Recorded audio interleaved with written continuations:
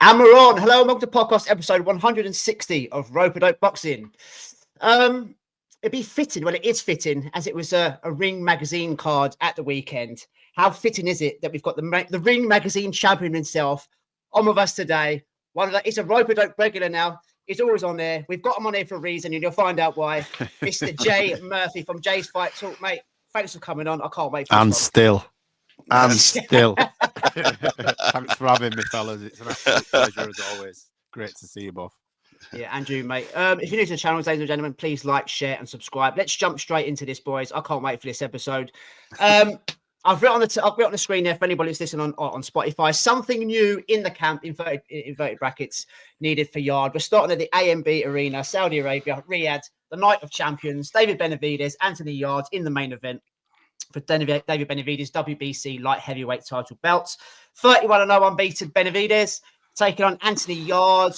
Was it possibly, is it the last chance saloon for him? Third time lucky? If you've been living under a rock for the last 24 hours, you realise that he did get stopped in round 7. We will break down the fight. Obviously, that's why we're here. But I think the main talking point, boys, from not just us three, I think the whole boxing community now with Anthony Yarde has to revolve around his manager / trainer in Tunde. Jay made a rant and some memes on his social media. Fantastic. So he's the perfect person to have on. I mean, I'll go straight to you, Joe. I mean, these catchphrases now, they're past a joke. They're not funny anymore. They're not constructive. And everyone's probably singing the same tune as you. Why? What's the point and what can he do better? I mean, look, it's not a personal attack on Tunde Ajayi. I'll say that now just before I start personally attacking him. Look, he's done great to get Anthony Yarde 3 world title fights on a decent domestic resume. But if we're honest, he hasn't really boxed anybody at world level, really. You know, he's knocked around British. Well, he's never won a British. No. He's probably, I mean, who's his best win on his record? Lyndon Arthur. And I know Lyndon, and Lyndon's just had the performance of his career, or one of, if not, to become the European champion. And sort of, other than probably spotlight and money, for me, has had a better year than Anthony Yarde. He came from retirement or obscurity to win a European title. Look, Anthony Yarde is athletic. He punches really hard. I think he's got decent stamina. He does fade as the fight goes on. He's got a decent chin. Great on the camera, on the mic. He's got himself some big sponsorships, Adidas and whatnot, which is fantastic. But what I'm looking for, and I've been involved in not world title fights, but, my brother was a professional to a fairly high level. So I've seen what goes on in and around the build up to a big fight. And I've seen the likes of John Murray, Joe Murray, Matthew Macklin, Paul Smith. I've seen all Crawler, all from inside. So I know what goes into building up to fight night. And I know Tunde's taking the brunt of it, but on the flip side of that, Tunde puts his face front and center to be the mouthpiece. So when the chips fall, wherever that may be, they fall at his feet.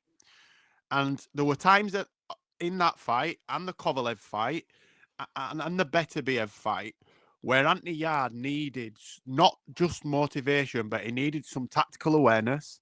He needed to know what wasn't working, what could potentially and possibly work for him. And, where even I saw it, and I'm a novice, right? Yes, my brother fought, I boxed a little bit, but I was shit and wasn't committed. And all my boxing knowledge comes from watching and looking. And I've been in and around the spot for 40 years. And I could see spaces in that fight and opportunities for Yarde to do something, be that feint, then step off, or pivot off to the left, or pivot off to the right, not sit on the ropes, or do a Philly shell when your opponent's 10 yards away from you. It all looks great and looks really fantastic, but it wasn't doing anything. So I'm looking at Tunde now in between rounds, and I did a live watch along with Sam over on SW Fight Hub, and I watched it straight after with full volume so I could find out because I thought he must have told him something because it didn't seem like he was. And when he needed tactical awareness and some tactics and some strategy, what he got was, you are a lion. You're built for this. Right, okay. And I'm waiting for him to say what you need to do. Sorry, Jay, just to interrupt. Do you notice how none of us laughed? Yeah. None of us laughed anymore. It's not funny now. It's not a joke. I did a meme yesterday with a lion tamer and I've stuck Tunde's head on there and we had a bit of a laugh about it. But ultimately, when Anthony Yarde's on his own and he has that moment, a lot of fighters after a defeat have a moment, be it in the shower or sat in the dressing room, just on their own, in their own thoughts, right? Ultimately, he's the one that fights. But there's a point in having a team. You have a team because you're looking for somebody for an external perspective to give you advice. And he didn't get that from Tunde. And me personally, I think Tunde did him a disservice. As I said to you guys before we came live, I don't think Anthony Yarde beats Benavidez on his best day and Benavidez's worst day. I think Benavidez is just better than him. He's beat better fighters than Anthony Yarde. But you have to give yourself the best opportunity. I look at it like this, right? I sell. Ultimately, I'm a salesman and I train sales individuals. I won't send a salesperson into a prospective client until they're ready and I know they're ready. Or if I'm shadowing them, I'll give them pointers and I'll go, right, you need to do this and you need to say this and look for this and look for that. I don't just tap them on the backside and go, you're great. You're fantastic. Right. I get that's motivation. He didn't need motivation. If you can't motivate yourself when you're fighting for a world title fight and you're getting the head punched off you, then you're never going to be able to motivate yourself. Anthony Yarde looked like a lost puppy, slumped in his corner, looking for something, anything, just anything. He don't want to hear, you are a lion. You are built for this. I get that. That's what got us here. Now tell me, what do I need to do when I'm hanging back? Anthony Yarde's never been a fast counter-puncher. He slumped back on the ropes, looking for gaps. He threw 10 punches around, or just numbers that were just astronomical. After 3 rounds, I would have changed it. Tunde should have said, right, listen, this ain't working. So what we now need to do is try pressing him. Sit on his chest. Do something. You can't fight one of the longest in the division, one of the tallest and longest in the division at range. You're an idiot. If that's your tactics, then you're an idiot because he's going to do what he did. He's going to pick you off, bring you forward, and then when you come in, he's just going to crack you with his strongest hand. And he just did it all night. For me, Anthony Yarde did not give a good account of himself. Him personally, he did. He did the best that he could with the tools that he had. But I just think his team badly let him down. Yeah, I totally agree. And I think preparation, like we've always spoke about it, Anthony Yarde's gone from fighting British levels, bin men, to then going into fighting elite. There's never been this. He's never been built into a position where, he's ready for it. Like you just said there, it's almost like he's always been thrown in. But like I say, even when you watch the preparation they do prior to the fight, like he don't spar. No, he doesn't spar, and his pad work's done from a Floyd Mayweather, where it's this tippy-tappy stuff. Anthony Yarde is not a Floyd Mayweather. Listen, I said this, and I'll have to record it, or I'll dig a video out and I'll send you it tonight. My daughter's 13. I had to think about it then. My youngest daughter's 13. I'll send you a video of her. She don't box. She's never boxed. She's kickboxed, but only trained. She's never competitively fought. She's done bits of sparring. Me and her can do the pads just like that. It's practice. Yeah. And a lot of it, the Mayweather pads, it's throwing in sequences. They know what's coming. So it's just tap, tap, tap, tap, tap, tap, tap, tap, tap, roll, slip, tap, tap, tap, tap. That does not stand you in great stead for fighting. It gives you memory, muscle memory.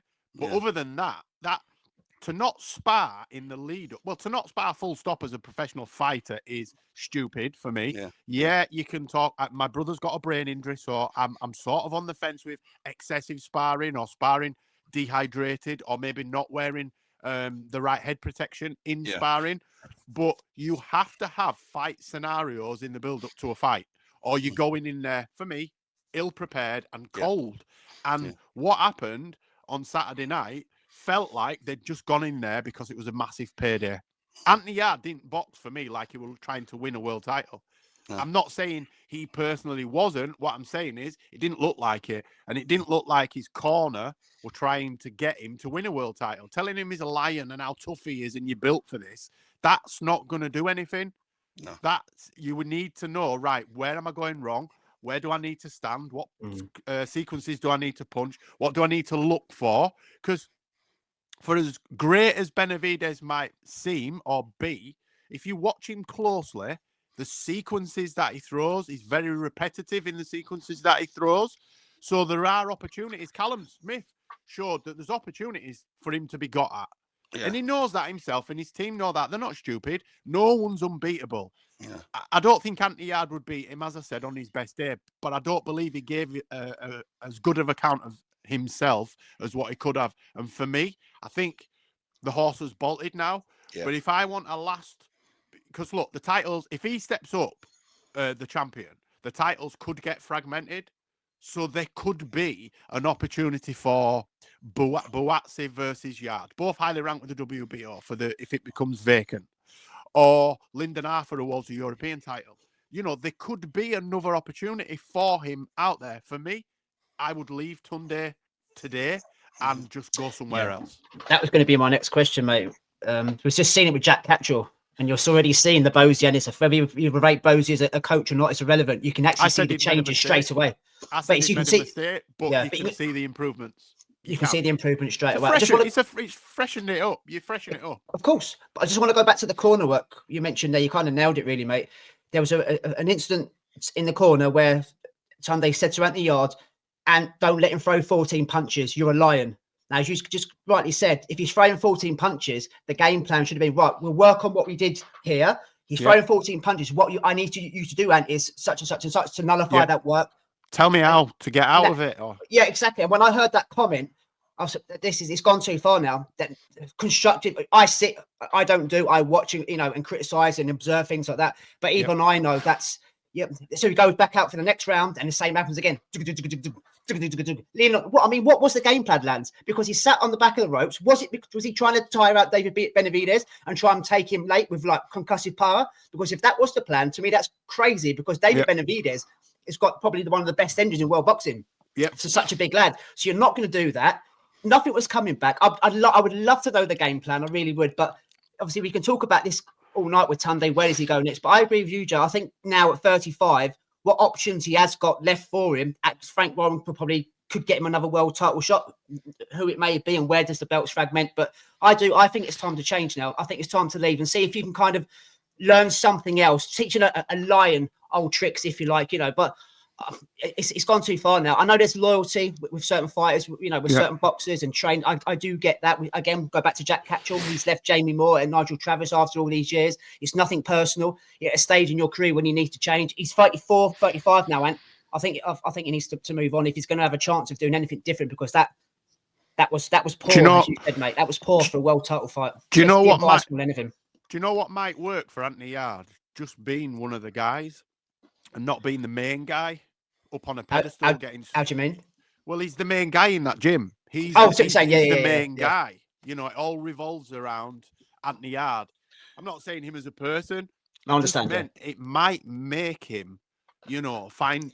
Look, there's more to him than we saw on Saturday night. You're on about Jack Catchell again, aren't you? Sorry, Joe. You're on about going over there and Jerome being one of the guys. Yeah, just being one of the guys.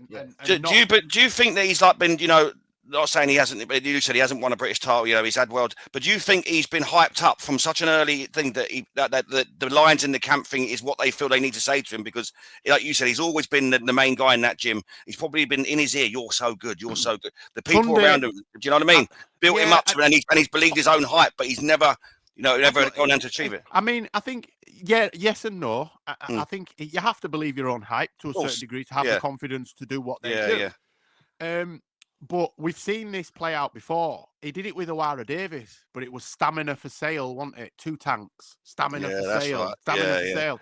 Owara Davis got flattened by Taylor and off he popped and left. And in his career has been whatever it's been.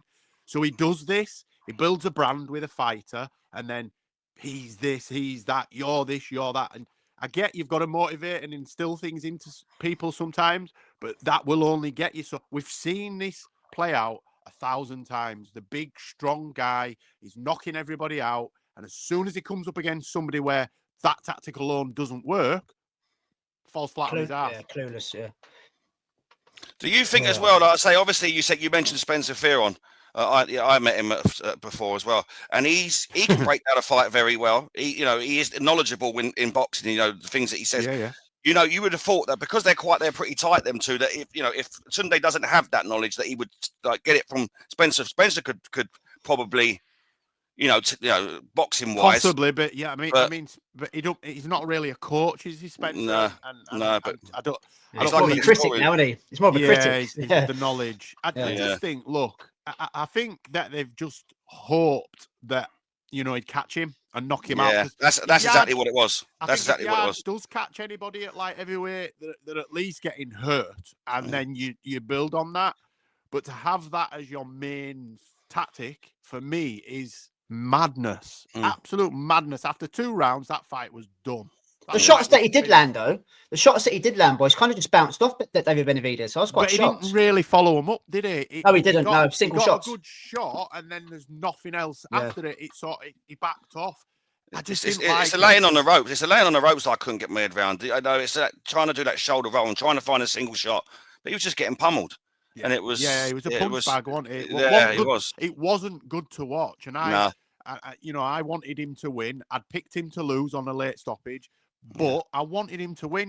We back our own. I'm British, and I wanted him to win, but not to get beat up like that. I believe they made it worse for him by just allowing Benavidez to walk forward and dictate the pace, and just like you said, 14 unanswered punches. What about when he had hold of his arm? It was 18, I think he hit him 18 times. Whether that's legal or not is a totally different issue. Well, Yarde actually had his arm, didn't know he had his arm on top of Benavidez. And I think that's why the referee possibly let it go. But I think Anthony Yarde will have to have a long, hard look at a lot of things, and his training camp might be one of those. If he continues, he will have been very well paid. And is he going to want to drop back down to domestic level after having another world title fight? Not sure for me. Not sure. Yeah. I'm not sure I want to see Lyndon Harper part 4, but no chance. Who knows? Just before we move on to the next fight, lads. David Benavidez, he announced in the ring that he's moving up to cruiserweight to take on Zurdo Ramirez. I don't want to go down a rabbit hole with this because we'll be here all day. Daring to be great, get it. Cinco de Mayo, he wants to take over from Canelo and make those dates in May and September his. I feel for Jai Pataya. I don't understand. Politics, boxing is crazy. I don't believe any fight is scared of anybody. I believe that there's politics, there's management, and they're navigating certain things certain ways. But we've got this fight, right? And then we've got Badu Jack against that Noel Mikulainen next month in an odd Steve Bash boxing event. No idea. Nobody wants. Surely, if Badu Jack meets Jai Pataya on a turkey card, or even as a 70-30 split, Jai's on about legacy. He doesn't care about money because he's so stubborn. He won't jump up to Bridger. He won't jump up to heavyweight. Why can't we get these fights made? Why are we fucking around? He's put stuff on social media today. Matchroom. I just don't get what's going on. It's nothing to do with David Benavidez. If he's allowed to do that, then why not? And you said about the belts fragmenting, Jay. I don't know if Suleiman will let him. I reckon Suleiman will let him carry that belt up just in case he comes back down again. Yeah, probably. It's 3%. Cinco de Mayo. I just feel sorry for Jai because he's doing everything he can. He's taking his mandatories and then he's waiting for his management team to get in touch with the other champions. It's fucked. I just don't get it. I don't think we as you said, no fighter that steps through the ropes is scared. I think it's more to do with his advisors and his team thinking, "Fuck this! It's high risk, low reward." Jai Pataya probably is the best of them for me. Yeah, he's probably not as good a fundamental boxer as Benavidez. He's probably not as good on the eye and not as slick. But I think he would trap Benavidez after 6 or 7 rounds, and I think power would shine through. And I think it's the team that have probably thought, nah, we won't fight him until we really have to. And I think he's just getting swerved. I think he's getting swerved. A bit like Triple G. They just none of the champions wanted him really. Canelo got made to fight him. Really, it got to a point where the money was undeniable. And I think that's what's going to happen with Jai Pataya. You'll only see him fight another champion when they really, really have to. And it's disgusting. It's a shame because there's just the cruiserweight division is just so poor at the moment. That anyone that he gets put to him, to try and tick over until he gets this opportunity, everyone's going, he's no good and all this sort of stuff. And it's not Jai's fault. He can only fight what's put in front of him.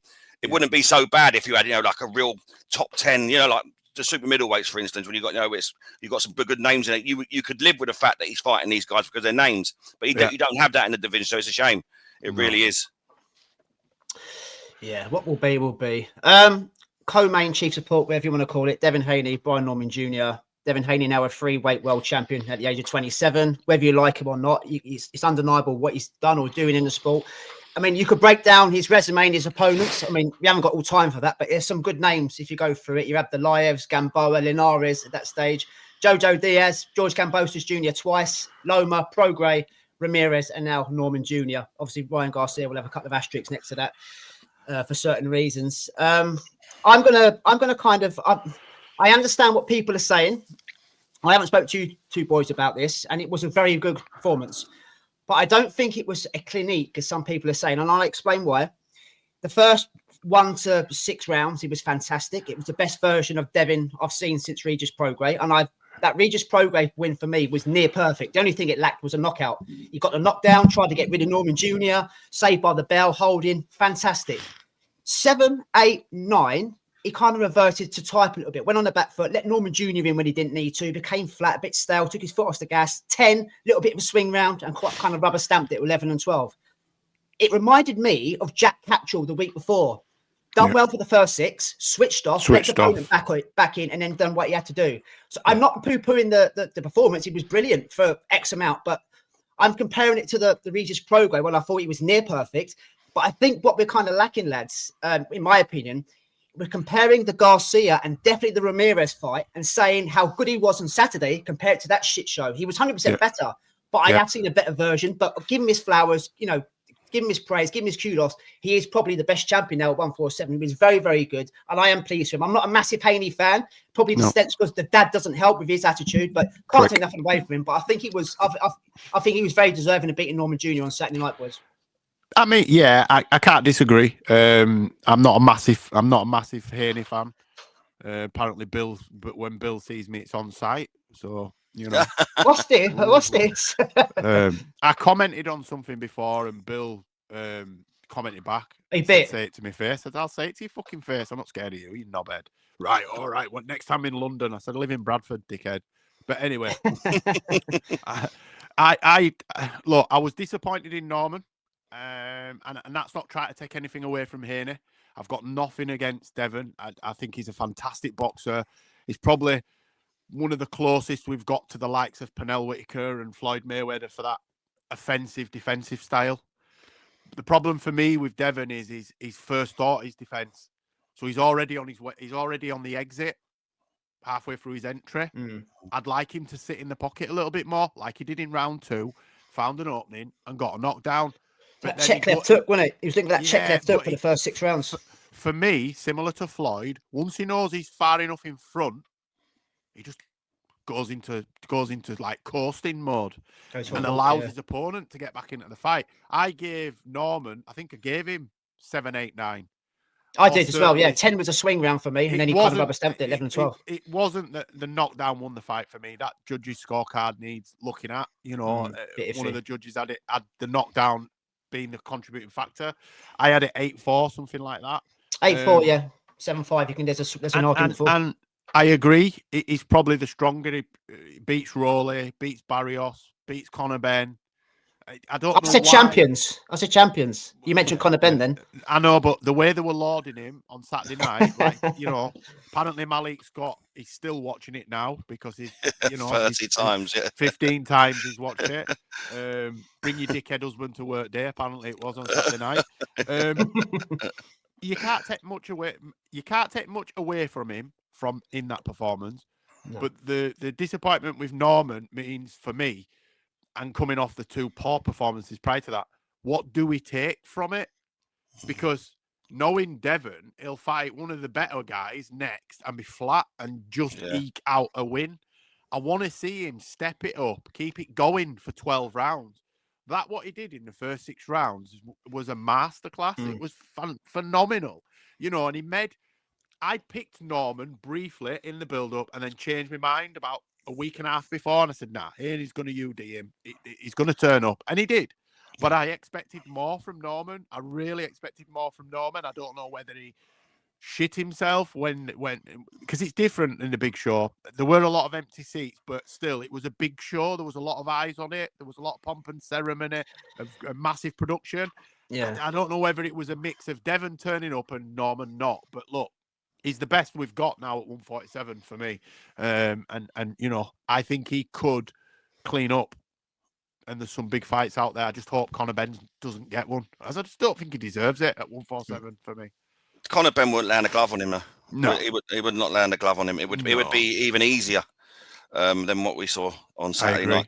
The one thing I did like about Haney, you know, like everyone was saying, he was a little bit shy. You know, since what happened with Garcia in his fights prior to this against Ramirez, he looked petrified.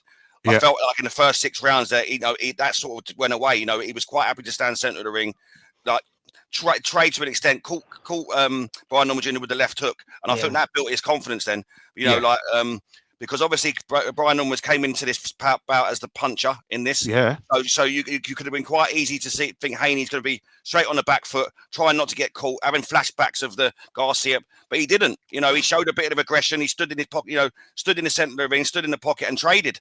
Yeah. And then, which the positives out of that fight, I would take that as a positive. Again, yeah, like you said, he sort of switched off in the mid to late rounds. You know, went back that way, but the way that he can do. But I liked the positive of the first 6 rounds. I was impressed with that. And you got Eddie Hearn and everyone sort of saying, "Oh, they were falling asleep at the side." It wasn't. That wasn't the problem. Can I be honest? Can I be honest? Me and Sam were falling asleep. We actually ended our live. No disrespect, Devin, but we'd done a long shift and we knew what the end would be. So I think we got to about round 7, and I watched the rest in bed.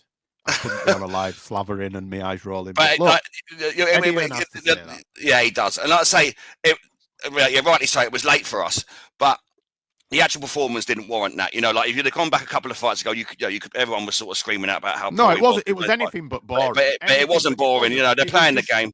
Repetitive. But skill wise, it was all on show. He showed us a bit of aggression. He showed us, you know, fleeting feet, blistering hand speed, ring IQ. He made they'd built Norman up to be this monster, right? Yeah. Off the back of 3 or 4 decent performances. And now they're all shitting on him. When you can't do that. Norman, it was not a pick'em fight going into it, but a lot of people gave Norman a real shot. Yeah. Especially because of what they've seen Garcia do to him, and Norman was the puncher. Yeah. And he dealt with him fairly comfortably. I didn't see Devin in any trouble at any point in that fight. No. And I think if they boxed 2 or 3 times again, I think Devin he'd pull away even further. He's just way better than Norman. And Norman he just couldn't close the distance. He couldn't close the distance. Every time he tried to close the distance, he had to kind of rush in. So as you're rushing, he couldn't create enough of a range to get his shots off. So Devin's feet, again, you know, they're just too quick. So Brian Norman tried, it just wasn't good enough. They've built him up to be this puncher. He is. It just on the night he was better, and I agree. I think if they fought 3 or 4 times, I think that the outcome would be the same. But just before we move on, so you mentioned the champions there. It looks like the roadmap at the moment is Barrios versus Garcia going forward. Rolly Romero, I'm not sure has got an opponent as of yet, but he's a PBC fighter. So I'm guessing in London. Apparently, I've just seen on social media giving it. He's about knowing Conor Benn's not there, but But I can see Al Heyman and Premier Boxing Champions keeping it in-house. I know Conor Benn wants that WBC belt, so he might wait around. Doesn't want anything to do with Lewis Crocker for some strange reason. I think Lewis Crocker isn't one of the weaker champions, but I do believe he's waiting. I think he's waiting for a big payday. Yeah. So I mean, I'm being serious now. We just saw Pacquiao come back, and we know we're talking about 3% and eyeballs. You know, the millions and millions of people. Yeah, but I'm talking about paydays, Jay. I'm talking about paydays. Payday. What, if Lewis Crocker took on a mandatory, or he took on the winner of Liam Parrow and Paddy Donovan, who was supposed to be then the winner gets mandated, he makes more money. He's on about money that fighting Pacquiao. He does. Absolutely. I get it. You know what I'm saying?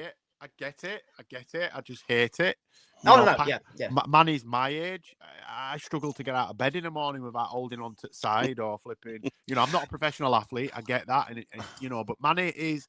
We saw that Manny isn't Manny anymore. We saw that in his last fight. He was a shell of his former self. The same as Floyd doing all these exhibitions. The reason he's doing exhibitions is because he knows he's not what he was. Age, it gets you eventually. We can know why he came back. Because he makes promoters and sanctioning bodies a lot of money. It's a lot of money. And simple as that. That fight's probably the easiest to make of all the fights because you just give them enough money and it'll fill out a venue somewhere. And ultimately they are in this for the biggest, paycheck. So I could see it happening. I hope not, because I think Pacquiao could get hurt in a fight like that. Crocker, it's pretty hard. But he deserves a big fight after doing what he did, and winning the title in the style that he won it. I think he deserves a big fight. He deserves a I'm not disagreeing with that. Haney, the name been linked. Don't fall asleep. Is Jack Catchall, right? Oh God. Jack Catchall deserves a world title shot. He's been waiting so long. He's at a different weight class now. Now, just hear me out on this one. Yeah. He's got that new style where he comes forward, throws lots of shots. We saw it against Echo Esserman. Yeah. Unfortunately, Echo Esserman isn't Devin Haney. You can see those shots coming a mile off. This is where I'm going with this now. And Jack Catchall. Yeah, but exactly my point. I hate to say it, but Jack Catchall, get my words out, Dave.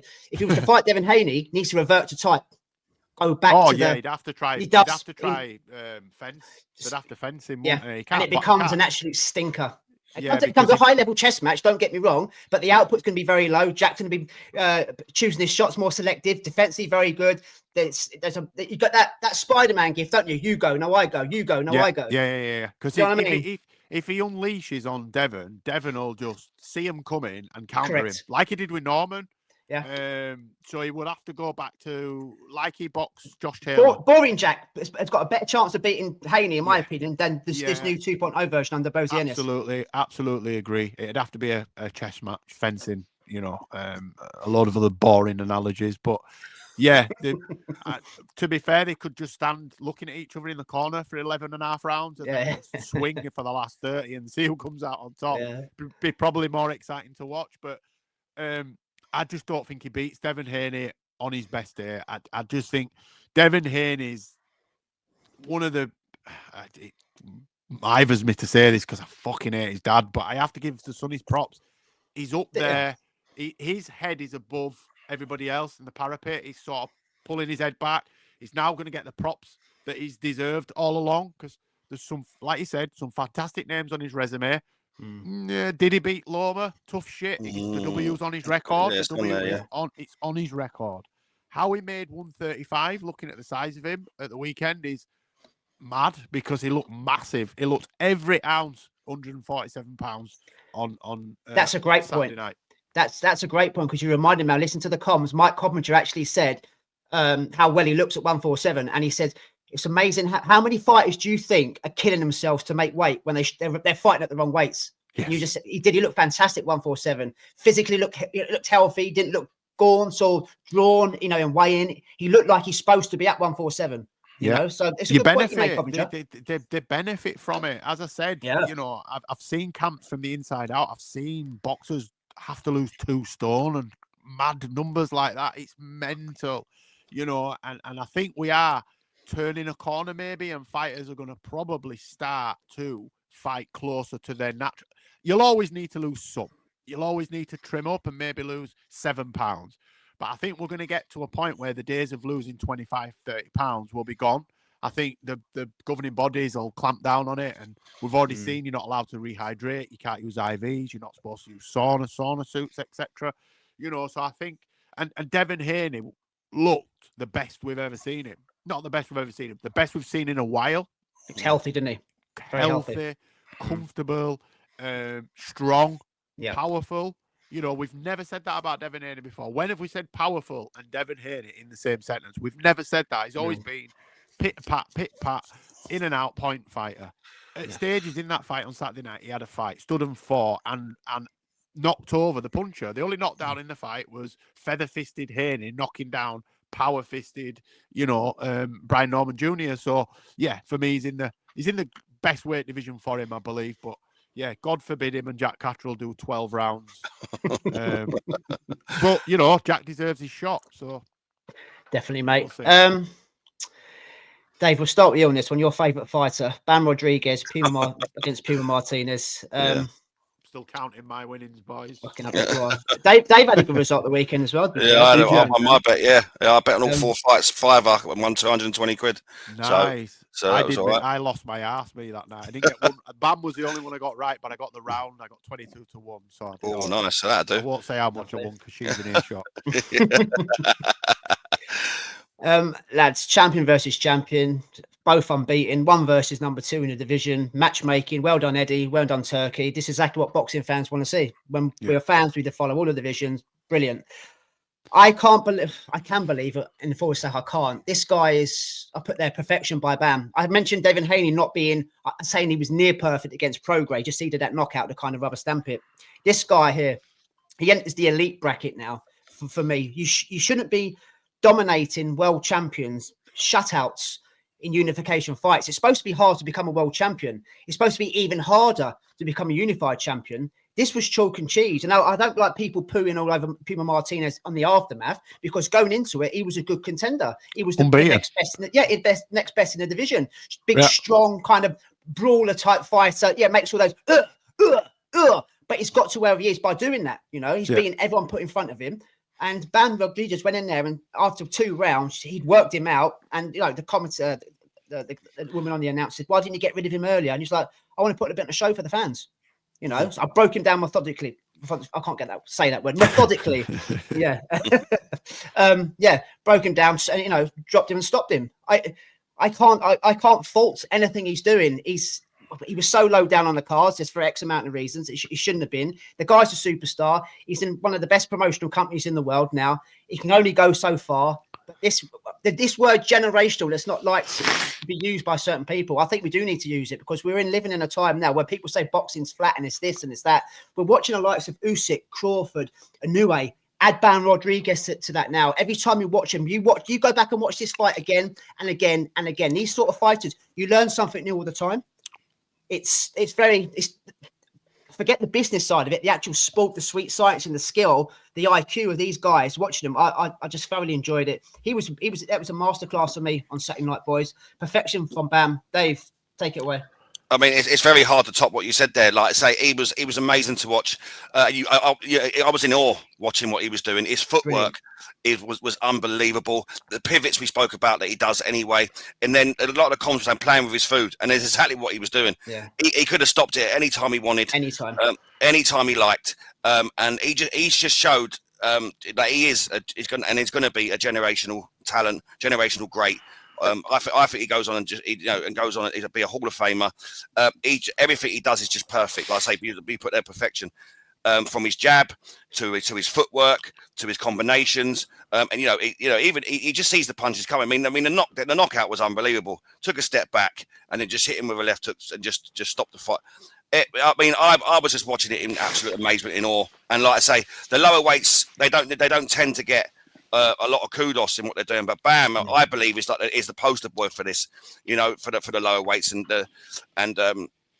what a show to do it on. And like you said, the number 2, it's amazing to think that Puma. And listen, like I say, it's very good to people to say now, but Puma's are not. He wasn't all that. No, he's number 2. But if you're looking at the Bam's number 1 and he's number 2, and the difference, it's just it's just astronomical. Like I say, he's that's why it's elite. That's why I use the word elite above anything. You know what I mean? He is elite, and he's amazing to watch. I'm a massive fan, love it. And I can't wait to see him again. It's just who's he going to go in with now? That's what we got to look at now. Who is out there that we can put in there with him that's gonna challenge him? I honestly don't know. I mean, yeah, I agree and echo both of your sentiments there. He seems to get better every fight. And the opponents, as the opponents get better, you could see him downloading the data that he needed, and he got to a stage in the 3rd round where you could see him think, I've got this, and he just started moving a lot smoother, and It was right in front of him, and he was just dipping and dipping underneath, and the punches were just missing. Just. Have you ever seen that slow-mo when Floyd just moves away from a jab back, and the leather just bends on his nose? That's Is that against Canelo? Is that the Canelo one? I'm not sure. I think he does it against Conor McGregor as well at one point. He just moves his head and it bends the leather creases, but just not enough. I'm in awe every time I watch him, right? Yeah. And the thing for me, I think the problem he's got is he's a little guy, and in terms of he's in a lower weight division. I think the only thing that will do for Bam is what did for Loma. He'll go too far to get the fights. I think he needs to stop at bantam, super bantam. They're talking about him fighting Nick Ball and people like that, which he probably could do, but he's going to be a naturally smaller guy. Bam is thin. He's a thin guy. You can see even when he's rehydrated, he's drawn, he's thin. He's a naturally skinny dude. So for me, he only wants to go another couple of divisions, get up to bantam. It's the Inoue fight people want to see. Do that at super bantam. I think Inoue's possibly a bit too big for him. Nakatani's even bigger for me, mate. Yeah. As in terms of, that's... we had a guest on the show last week, and he was saying the same thing. The style and the size difference may be too far for him there, but I get what you're saying. Because he's just cleaning up. He's just cleaning up. And, as much as people want to shit on Martinez, I gave him a shot. I gave him a shot at taking him at least rounds, hence why I bet on the 10th, because I knew that I didn't realise he'd figure him out so quickly and play with his food. Whether that's true or not, we'll never know, but he made it look like that. He was a recognised good world champion, a very, very good world champion. No one's done that to him. You don't see fly and super flyweight fights end like that with a one-punch knockout. You don't see that. You've never seen that.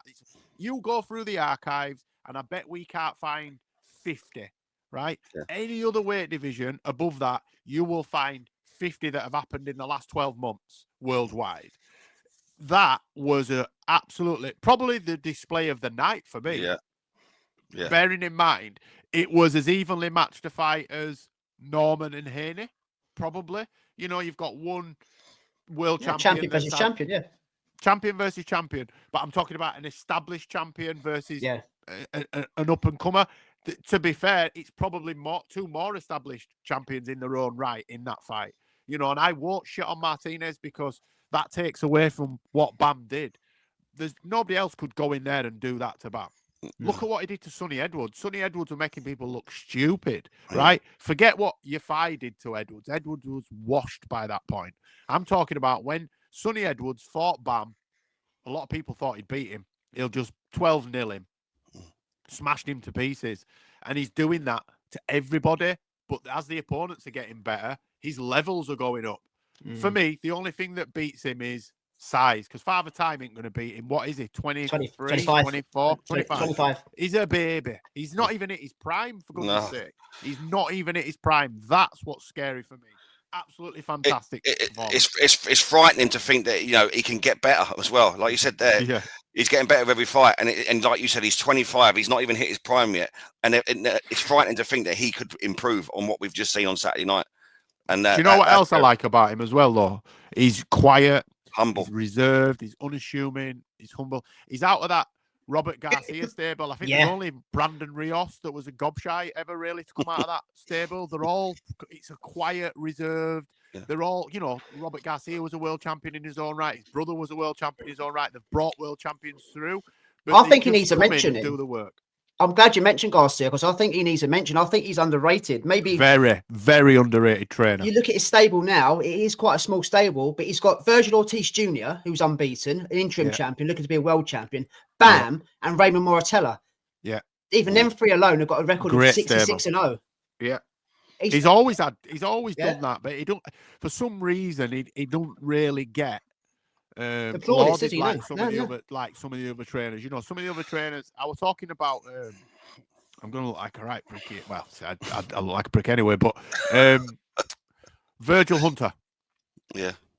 Other than Andrea Ward, he's not really brought anybody through. But he's got Boazzi now.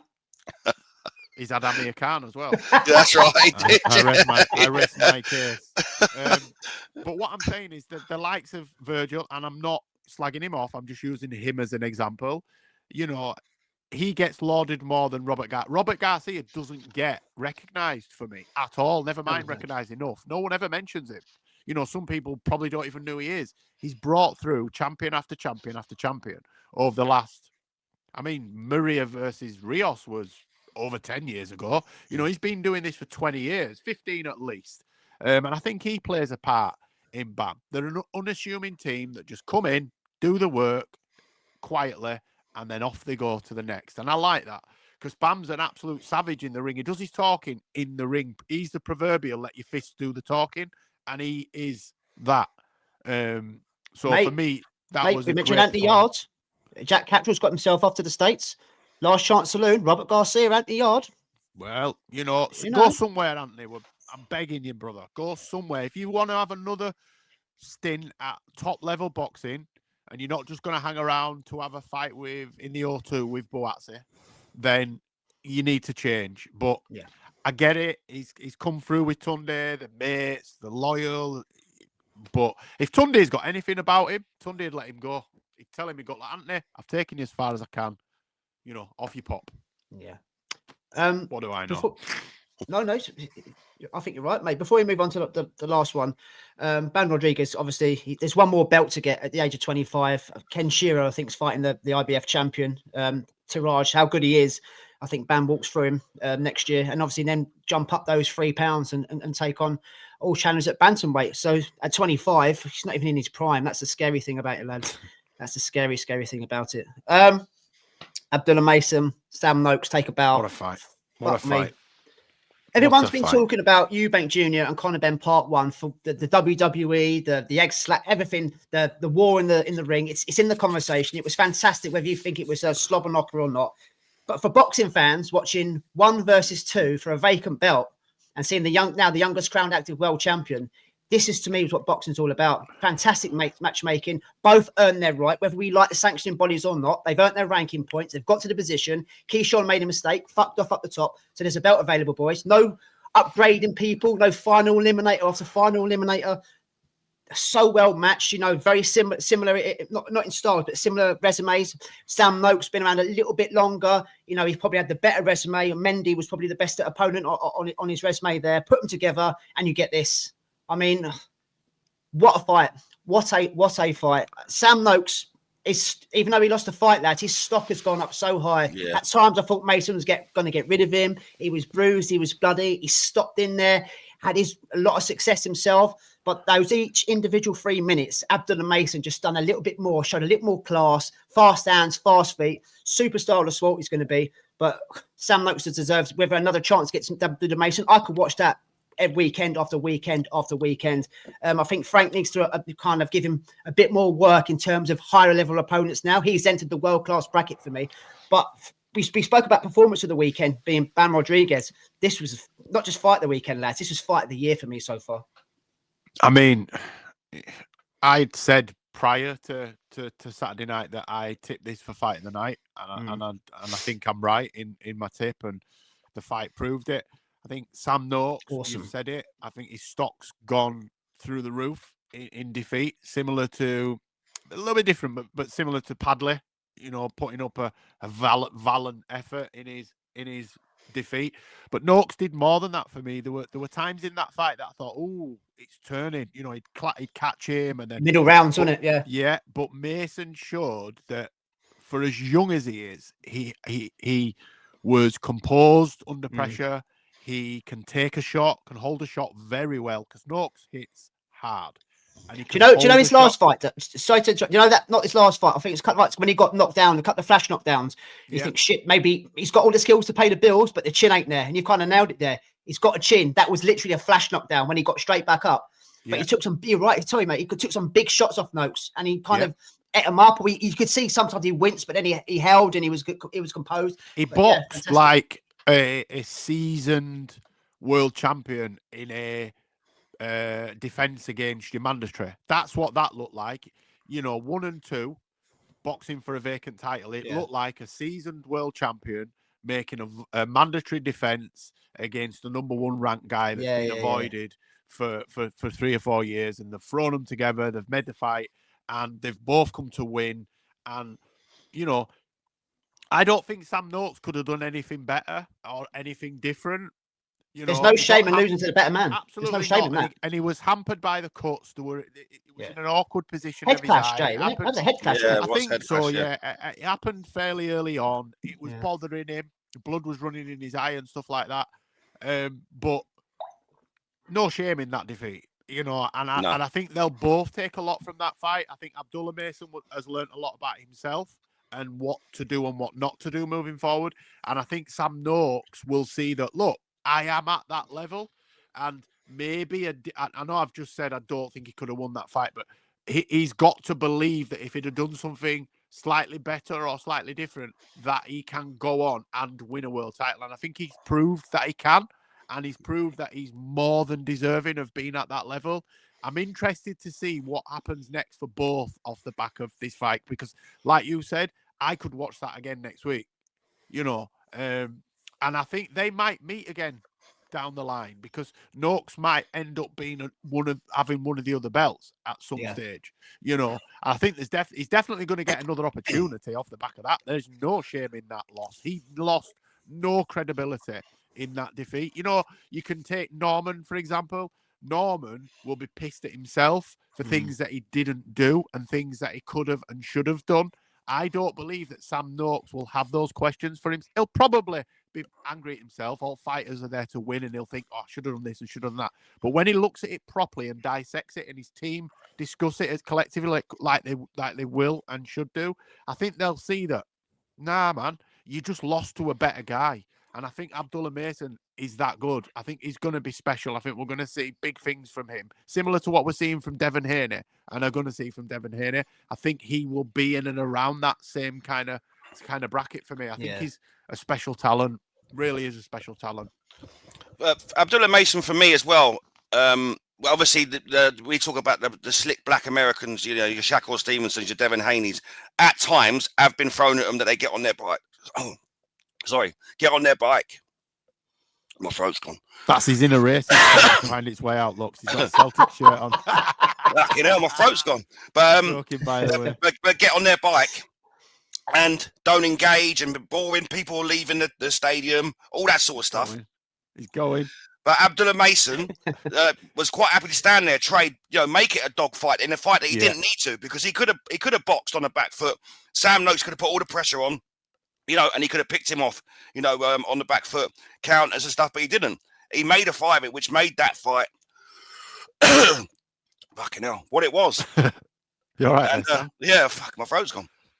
And so Abdullah Mason made the fight what it was. So it was a fight of the night, a fight of the year contender, because Abdullah Mason would engage. Didn't take a backward step. Now, he can't go. For me, he's 21 years old. He don't want to be in too many of them fights if he wants to have a long career. For me, so. But you can see that he's special and he's got the lot. He can box when he needs to box. He can stand there and trade and fight when he wants to fight. Again with you, Sam Noakes, has come out of this with a whole lot of credit. Do I think he could be a world champion? Absolutely. And do I think he will? Yeah, I do. But we talked about Bam.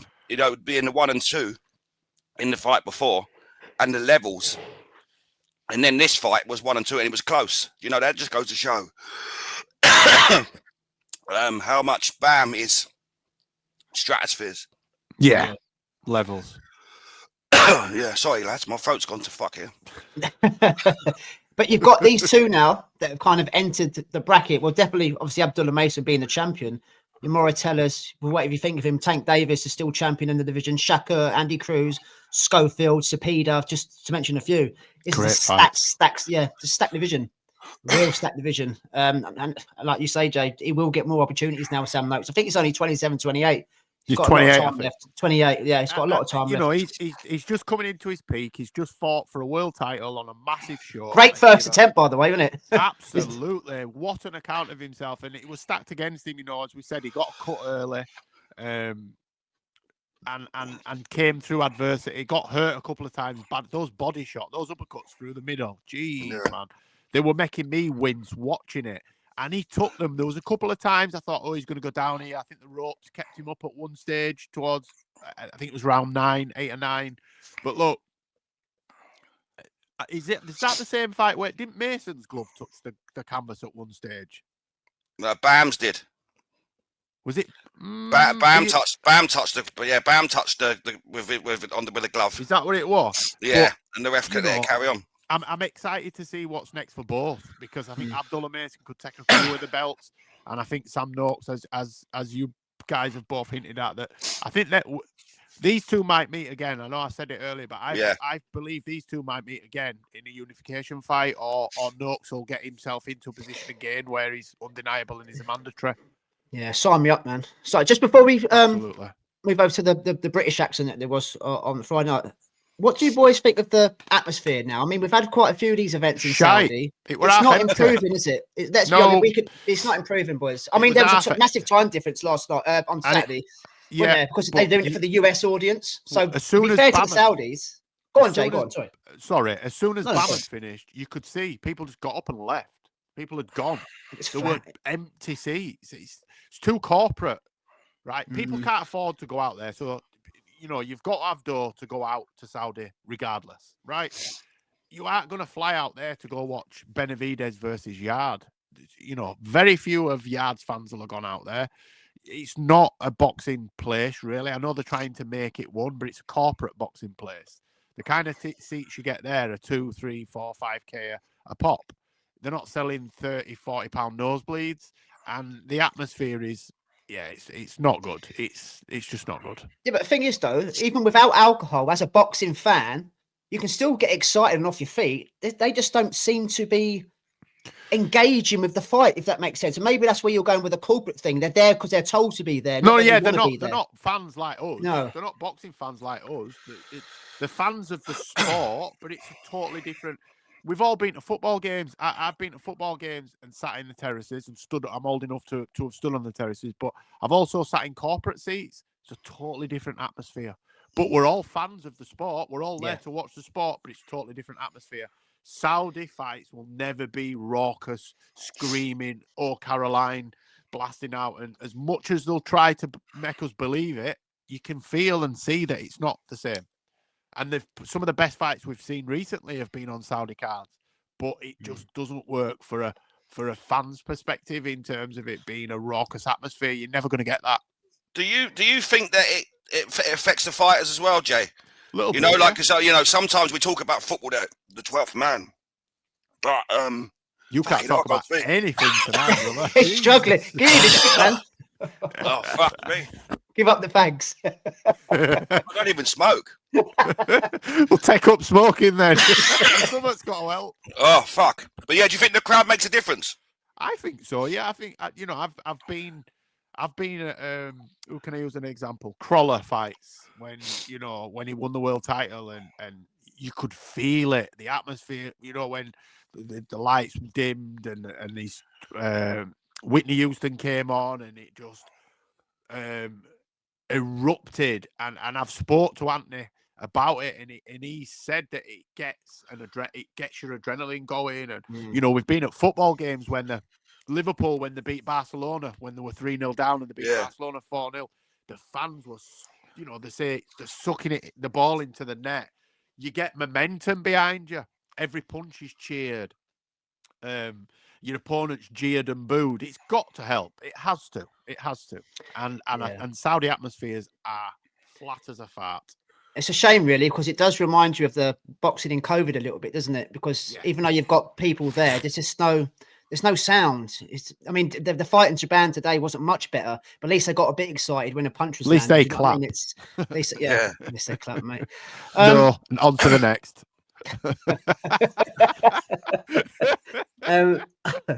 Friday night. Sorry.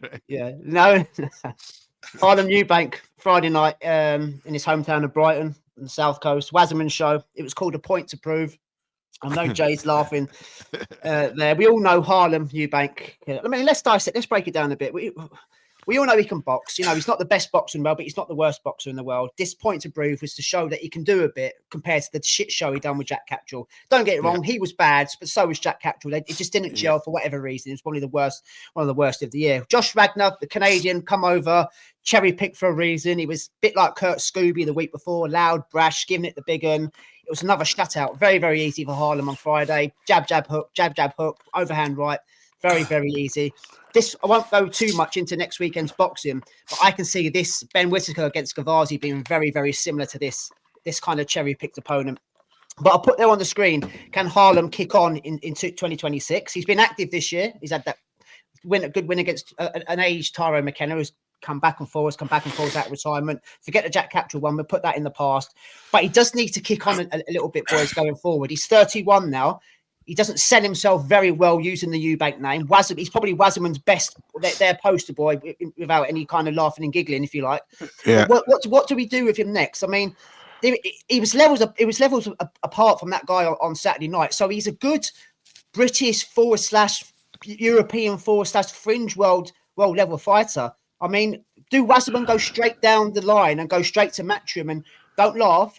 Ask for the Crocker fight. Does he wait for the winner of Parro Donovan? I mean, why can't he beat Paddy Donovan? Why can't he beat Liam Parro? Yes, I know Parro's ex-world champion, but we've seen his recent fights. He doesn't look the guy that beat Subaru Mateus. It's like he had the night of his life that night. I don't know. There's something about Harlem where he can do a bit. I'm not saying he's going on to be an undisputed world champ. I'm not going to get silly about it, but I just watched that on Saturday night, lads, and that he was levels apart from that guy, that cherry-picked Canadian top 100. Go on, you know what I'm saying? I do. The problem for me is, and you can see flaws in his game. His feet are always square. Keeps them side by side. He keeps his hands right low. He's got this weird stance. He doesn't engage enough, so he'll find his way in, and then it's like he don't know what to do once he's in there. I'm not sure who his coach is. I don't know who his trainer and his coach is, but no, I'm going to find out. You can just see holes in his game. I think Jack Catterall just had an off night. I think he thought he could just turn up, and he's tough and he hits pretty hard and he can take a dig. Very similar to Anthony Yarde for me. He's good to a certain level, but once he gets above that level, I think he'll just get beat. So Charlie Beat is his trainer. Never heard of him, but that doesn't mean anything. You know, there's a lot of trainers I've never heard of, but for me, probably a local one, isn't it? Possibly, yeah. And I don't think they've. I mean, he should have fought the other Ben. What's the illegitimate Ben called? Harley. That's the one. Yeah, Harley. I think he should have fought him and made something off the back of the Ben Eubank name. I know he's mentioned Conor. I want to get revenge. He's never going to get that fight. Yeah. He's never going to get that fight. There's absolutely no way on God's green earth he gets that fight. It's not worth anything to anybody. The fact that he's on Matchroom cards in a leisure centre in Brighton on a Friday night tells you that, you know, but he won't be cheap. I mean, he'll be getting a few quid off the back of him being a Eubank. But now's the time. Like you said, he's 31. He's fighting on terrestrial TV. He's headlining cards. I know I've just poo-pooed it, but ultimately they've got to try get him a big fight now, because if not, he'll just fizzle out and he'll fizzle into obscurity and we'll never hear from him again. So that Wasserman needs to go to Eddie or Queensbury and make a fight. Just make a fight with a name. He needs another fight like the Jack Catterall fight. I think he looks good. I'm with you. I think he looks good at a certain level. Yeah. And then we're hoodwinked with that. I believe. Yeah. Yeah. I don't think he's good enough to do anything. I think Crocker, Parro, Donovan, I think Catterall, if he fought him again, I think they'd make mincemeat out of him. I think he's a punch bag for a decent world level welterweight. I think he's a punch bag. You know, he's athletic, he's strong, he's got a decent chin, but his fundamental boxing is just not good enough. His feet are square. It does my head, and he has his feet side by side sometimes, and he's like going left to right, and I'm thinking, what the fuck are you doing? He comes back in straight lines with his hands down and his head up. A decent fighter will batter him.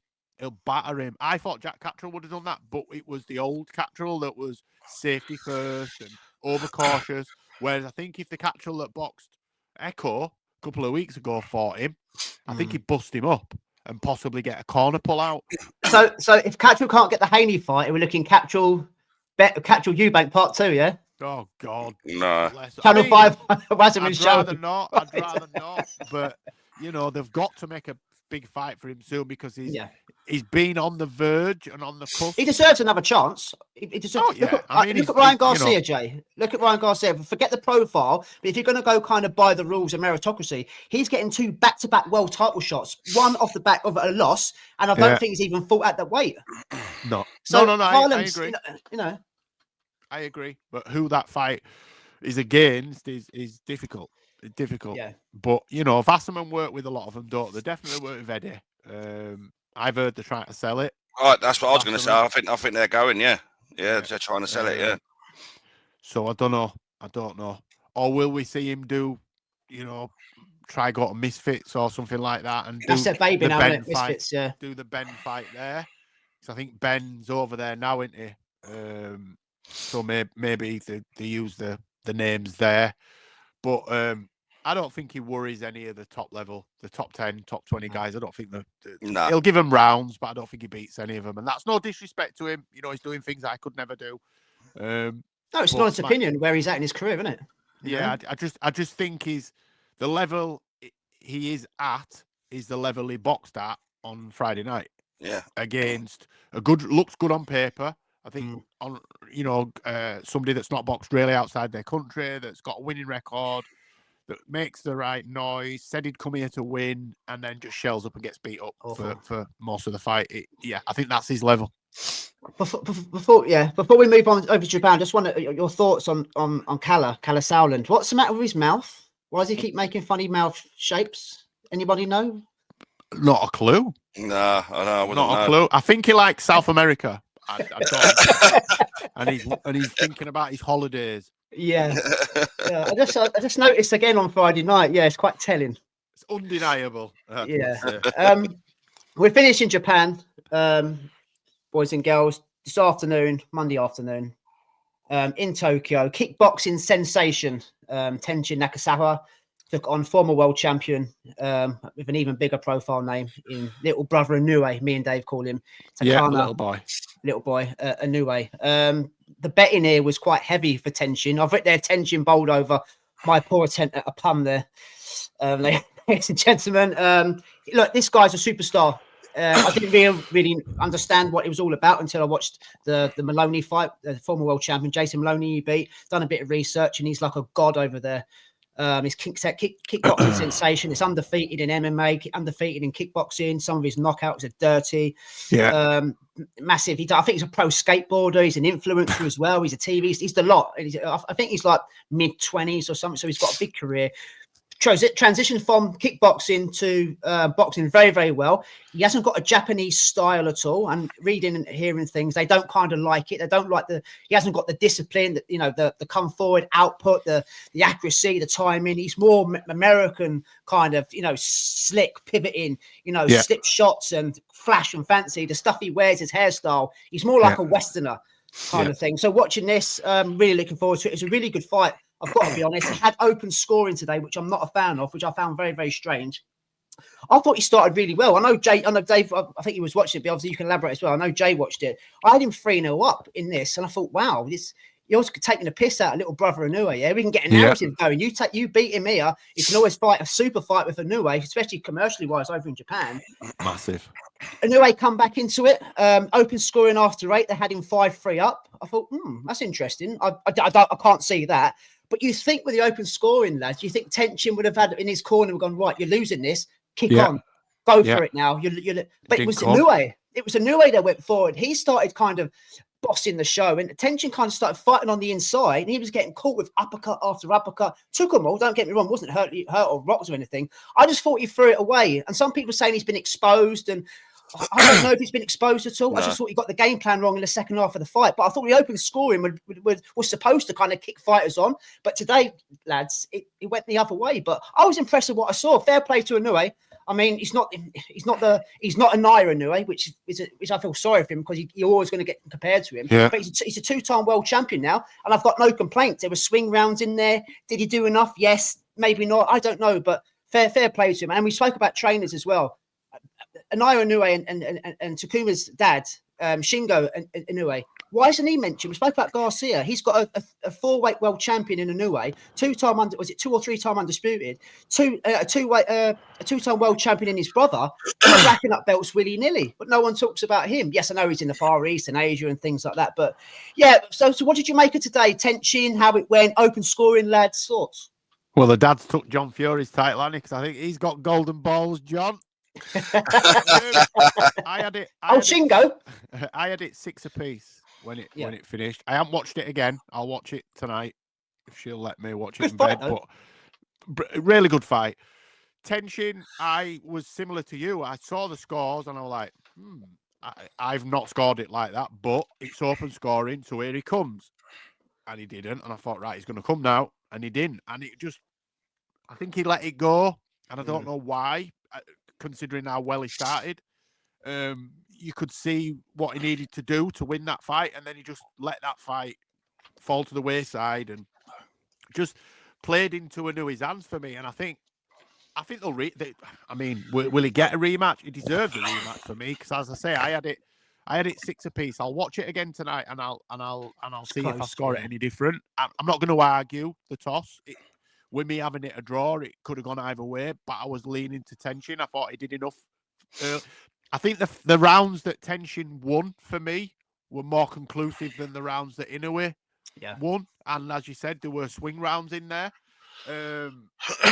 But you know, 2-time world champion, and you know, some big fights out there for him in the future. But yeah, it was a good fight, really good fight. I think experience under-advertised. Sorry. I think experience was the difference in the championship rounds for me. You know, he's a kickboxer. You know, he's not been in the game long. I wouldn't say old man him because that's not right, but I think experience was the key there, and I think that was the difference. In the fight, I'm with you. Good fight. Could have gone either way. You know, if it was a draw, I'd have been okay with that. But yeah, I think the difference there was a little bit more experience, especially going in the later rounds on what to do. Yeah, you know, and I think that was what just edged it for me. I think he will get opportunities again, like you said. People, you know, in the West don't really know of him. Boxing fans that have done a bit of homework on him know now that he's a huge star over there. I know Nonito Donaire is an interim champion now, isn't he? Fighting out in Japan again, and you know, there's but there's an avenue there for him to go and get a belt if he likes. You know what I mean, and rematch Inoue and things like that. He will get, because of his name value and commercial value. There is opportunities for him out there. I like the kid. I must admit, there's something about him. I mean, Floyd Mayweather took him apart, didn't he, in an exhibition a few years ago, made him cry. So but that kind of win now, how well he's doing in his career, is kind of aged like a fine wine a little bit, isn't it? Do you know what I mean? Tongue in cheek, if you like. But yeah, there's going to be opportunities for him out there. But it was a nice way to end on a Monday for a stacked week of boxing. So absolutely. You mentioned we always do a performance of the weekend, mate, but I think you kind of nailed it. I think we've all kind of nailed it earlier. So just for clarity, performance of the weekend, who does it go to? I mean, you have to think. I'm sort of torn between Haney and Abdullah Mason. I think. Oh, I thought you said Bam. But Bam wasn't a surprise for me. I think. Physically looking at it on the eye, yes. But what you've got to remember is it's not a surprise. But for me, yes and no. It's because it was against another champion. That's why it kind of trumped it for me, Jay. Yeah, but I wasn't. I was more surprised in the way that Abdullah Mason dealt with the pressure from Sam Noakes. Yep. Nobody knew what to expect from Sam Noakes. But that being said, I think Devin Haney for me, because of the pressure that he was up against, because of what people were saying about him, you know, and the fact that he made it look fairly easy. So I'm going to say Sam Noakes. And you're Harlem Eubank, Dave. yeah. Bam. I love Bam. It was great. Before we go, I just want your thoughts, Jay, on your main man coming up in less than a month's time, Troy Williamson, going for X amount of belts against Callum Simpson. I think it's going to be a really good fight, mate. I've got to be honest, when he went over to the States a couple of months ago and got floored, I thought, oh no, is Troy going to be and end up being an opponent? I mean, I don't know, it's never been stopped. I mean, he got dropped a couple of times. No, this is it. Came back, had a knockout against Dickinson, won the English. And now he's got an European and British, and is it Commonwealth as well involved? British, Commonwealth, and European. Look, let's not get it twisted. Dickinson didn't really turn up that night. He was missed weight and go back to the American one though, Jay. One in America. Did you see that coming? I thought it'd be a lot more competitive. I didn't think Troy would get beat up like that. No. And that's why I thought, well, maybe he's going to be an opponent now. I've seen him fight a Cuban Olympian and world champions in World Series of Boxing and stuff like that. And Troy's got a granite chin, and it's usually momentum that takes him over. I think Mason Cartwright knocked him over in his first British title defence in Newcastle at 154. But look, 168 seems to have made it for Troy. We were speaking about earlier on about Devin Haney. Yeah. He's a natural. Look, he sparred Eubank and Ben. And I can say now that when I asked Troy, who we thought were going to win, he said it'd go exactly how it went. You know, he said it would go because he'd felt what both of them had. And he's more natural at 168. Look, I'll back him regardless because of who he is to me. That's what I asked, yeah. I've got to be realistic. He's up against it. Callum Simpson is an exceptional talent. What makes me think Troy's in with a chance is he takes a lot, similar to Joshua Buatsi, he takes a lot of shots. There's Elvis, what's his surname? Elvis. Do you remember he boxed Elvis? Bloody the African kid, yeah. Elvis Adohu or something like that. But yeah, he had, Elvis. Is that when you made the quote, Elvis has left the building? There you go. But he gave Callum Simpson trouble at times in that fight, and he's there to be hit. And I think one good thing about Troy is he carries power late into a fight. He's very good. He's very, very good cardio. Ahorga. Sorry, Jay. Ahorga, you're right. Ahorga. And I think Troy, I don't think Troy's going to win that fight on points. I think Troy needs to take that into the depths and make it a dogfight, and I think he'll win a fight rather than a boxing match. I think he loses a boxing match to Callum Simpson, and I'm not, my ego's not too fragile to admit that, and Troy knows how I feel about it, and we spoke about it. I think he loses a boxing match, but I think he wins a fight, and if he can turn it into a fight, then I think he wins by stoppage. I'll be there, and I don't. The next question, are you going? Yeah, ringside, mate, VIP. Oh yeah. Mr. Moneybags, eh? Not at all. Do you know what it is? My son wants to go.